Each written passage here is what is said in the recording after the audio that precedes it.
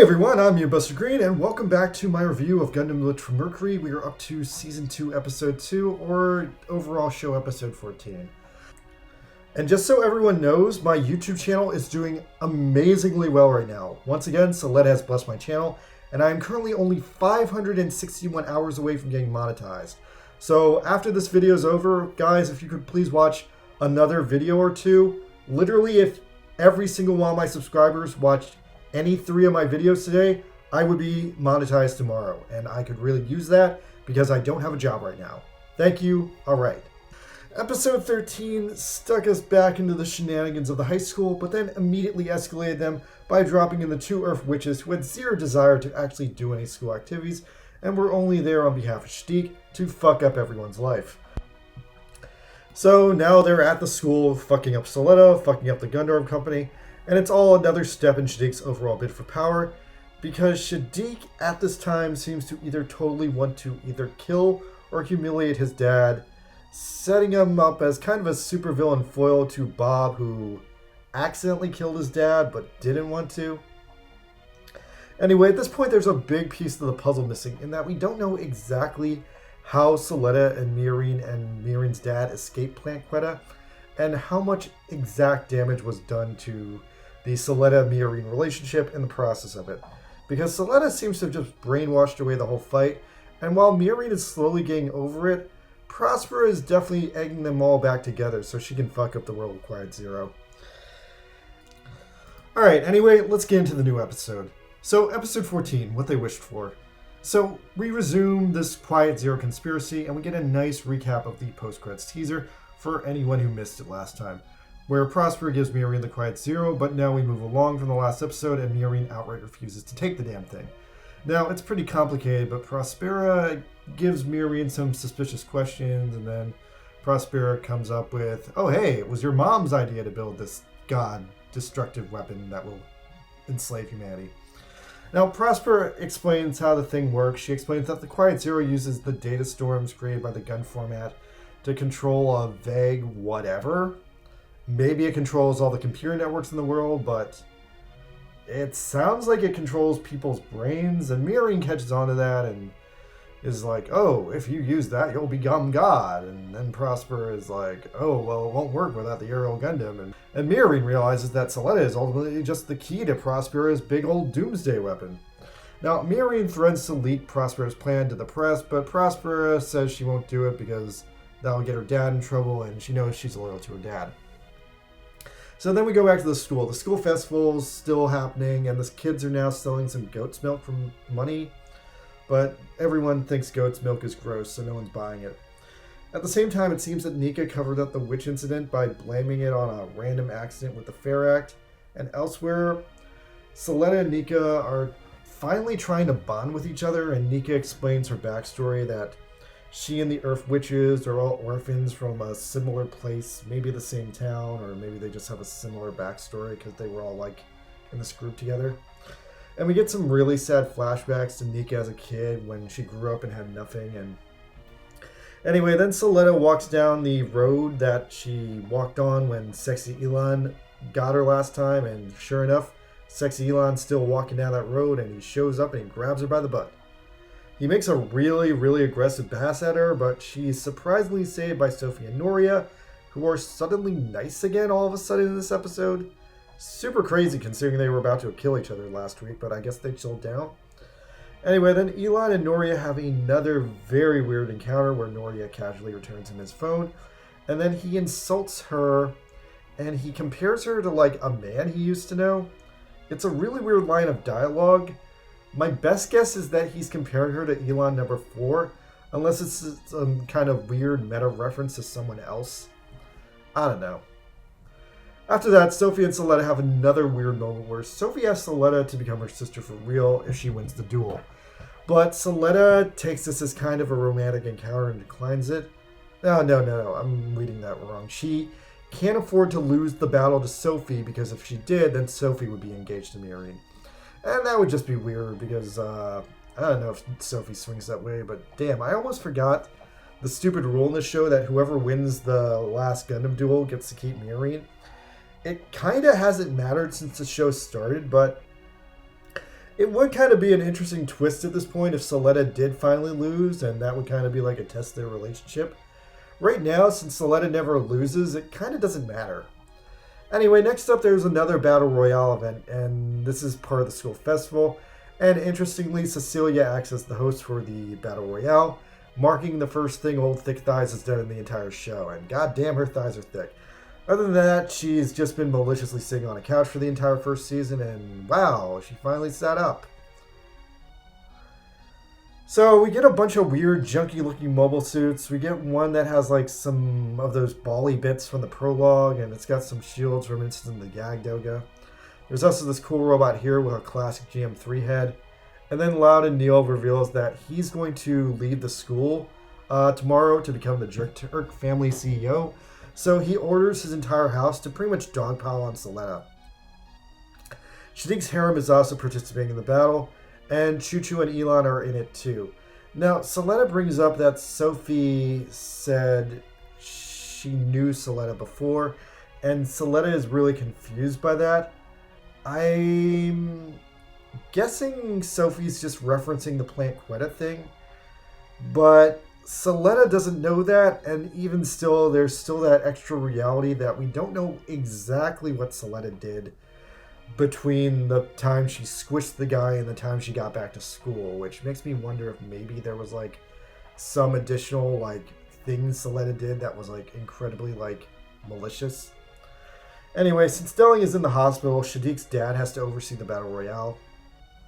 I wonder if this is another part of Shadiq's evil plan, but Shadiq himself is not competing in the Battle Royale, and the Battle Royale actually looks pretty fun. Anyway, then Prosper is suddenly confronted by Belle. Oh, and hey, that crazy-looking mobile suit with the weird legs, they pop off and it does like a Xeon thing. Super love that. Anyway, I'm not sure if there are official teams in this Battle Royale. I thought it was everyone for themselves, but the houses are definitely backing each other up for the most part, which makes sense. So even though it's a Battle Royale, everyone's playing it like a giant team battle. Choo Choo wants revenge on Shadiq's harem, but she hesitates because she has PTSD from the Quetta incident.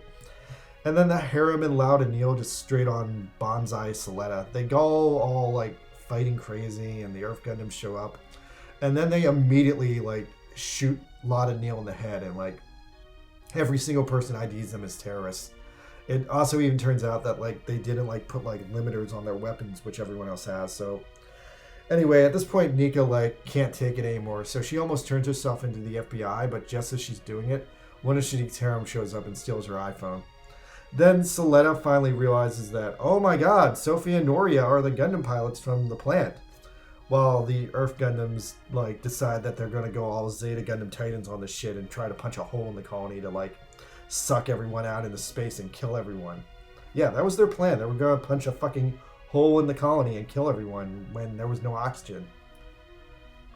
Anyway, Shadiq is saying this one out because he expected this shit to go down, but holy shit, yeah, the Earth Witches are like out here trying to cause like a huge genocide. Noria kills a random dude with the GM3 head, and yeah. Then it gets even worse when the Earth Girls turn on their Gundam bits, and it turns out their Gundam bits are like Gundam X-Style G bits, and they just fucking try to massacre everyone. And like, holy shit, like this is like amazing. Like it's horrible, it's horrific, but also at the same time, because it's a Gundam X reference, I'm getting like chills. Like, damn, this show is peak Gundam right now. Then Soletta goes into the fray and deploys her full bit array against the Earth Witches. The Earth Witches are just going nuts trying to kill students, and they finally succeed at punching a hole through the colony.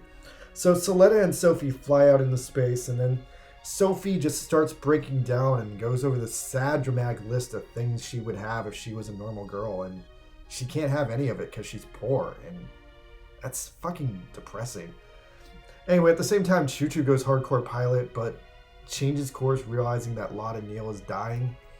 Then Noria challenges Elon to a duel, but Elon 5 is like way too chill about it, because I guess he doesn't want to die casually. And then in a weird twist, Shadiq suddenly kidnaps his own dad, because apparently the harem girls are actually highly trained agents, more trained than the Secret Service of the global government. Who figured? Who could have guessed? And what's really dark here is he suddenly refers to his dad by his full name, seemingly showing that this is the moment he disowned his dad. Anyway, Elon notices the kidnapping, but he decides to play it out because he thinks it'll be amusing and beneficial for him. At the same time, Sophie, meanwhile, is going nuts on Soletta in space and points out that the Ariel is obviously a killing machine and Soletta is in denial. And Soletta really thinks hard for a second about why would the Ariel Gundam even exist. But then fucking Ariel gets pissed at everything and just takes over the G-bits. And at this point, we dramatically cut over to Belle, who asks Prospera how the hell Soletta controls 11 G-bits when it's honestly way too much for her. And points out that it's like someone else is doing it. And then Prospera like just goes like full evil villain, and in like one of the most evil moments of the show just asked her to say what she really wants to say. So Belle asks one of the big questions of the show, where the fuck is Aries Samaya? And Prospera says she's in the Gundam, next to Soletta. Not that she is Soletta, that she's next to her. And at the same time, Sophie is puking out blood as she gets hit by an NTD wave and realizes that it's not coming from Soletta, it's coming from another person. It's not coming from Soletta at all. And here's the major reveal that Aerie is Ariel, the reveal that pretty much everyone guessed from the start of the show. Damn, thinking back now, it was pretty obvious. I'm not sure when it became that obvious, but yeah, they've been really dancing around this thing. Now, Prosper and Belle have this really offhanded, like, dramatic discussion about what the fuck happened. Belle says she turned her into a mobile suit, but Prosper is like, no. I just rebuilt her body, and the body I rebuilt her happens to be a mobile suit.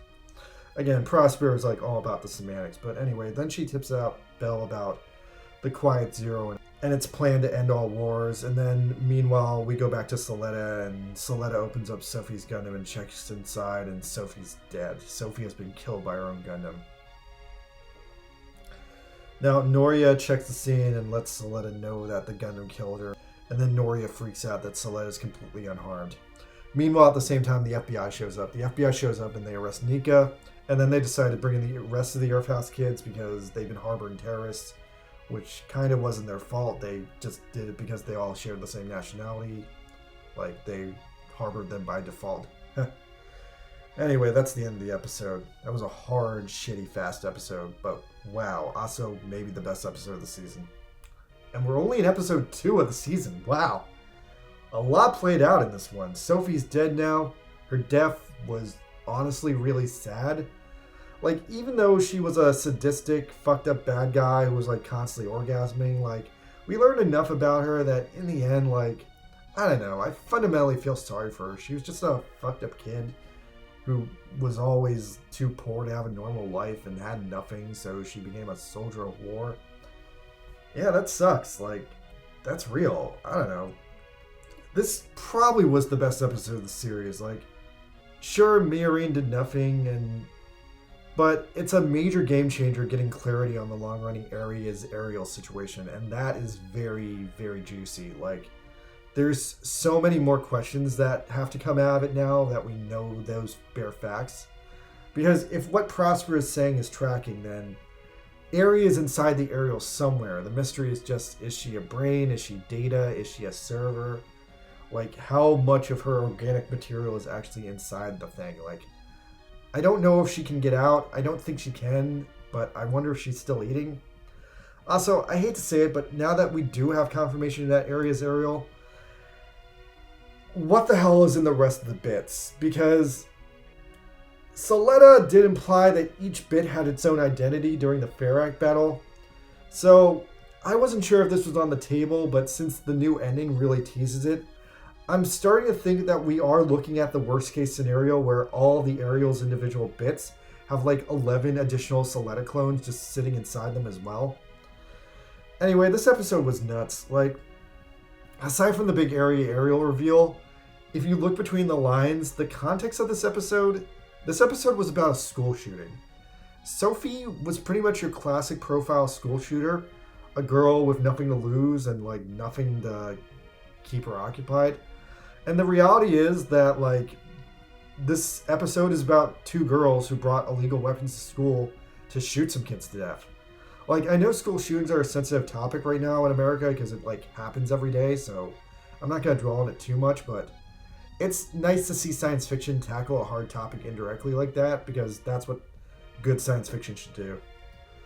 Anyway, I'm not entirely sure of the full specifics of how exactly Sophie died. It seemed like the Ariel put out an NTD backlash wave against her, but that shut down her Gundam, but at the same time it happened while she had the permit engaged, so maybe the permit just overwhelmed her.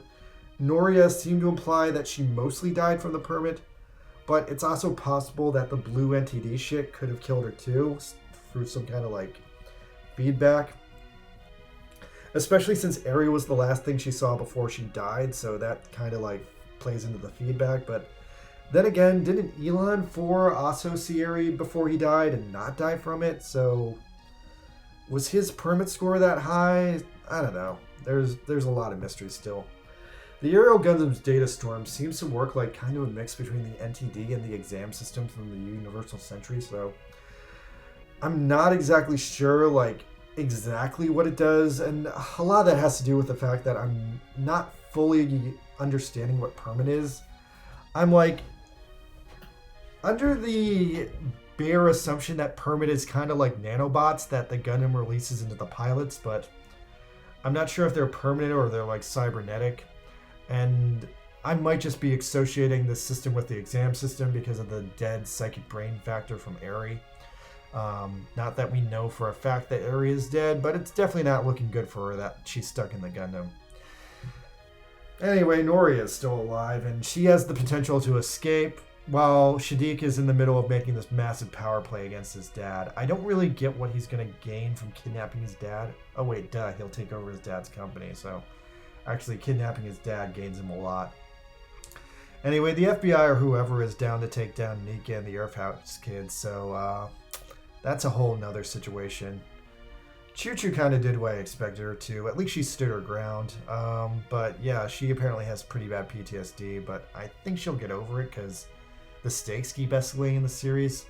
But yeah, also if Loud and Neil dies too, that would put Bob back in charge of Jerk House, which would be a very interesting twist.